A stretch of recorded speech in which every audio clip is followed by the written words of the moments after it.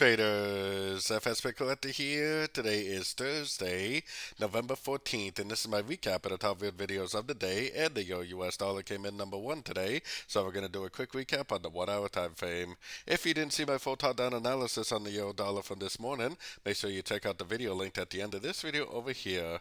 But also don't forget to check out my website, fxpipcollector.com, if you'd like to get access to my swing trade setups, my daily members only live streams on Zoom, and my 34 video trading course all included for only $30 per month.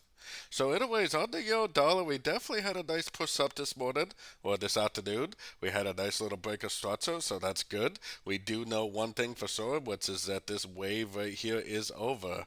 Now, if you watched my morning video, you know that I do not think that the downtrend on the higher time frames is over until we get a break of this structure.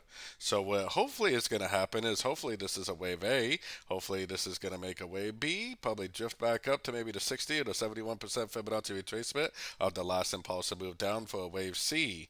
If it makes any sort of a three-way pattern up to a Fibonacci level with an impulsive move down, I definitely would take it as another sorting opportunity, hopefully for the continuation of the downtrend. Definitely no signs of the higher time frame trends over.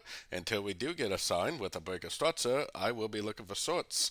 If we get a break of structure to the upside, I'll be more than happy to start looking for longs at the end of pullbacks after the break of structure. So, don't forget to join my free Discord group, which is linked over here in the corner. And as always, thank you and happy trading.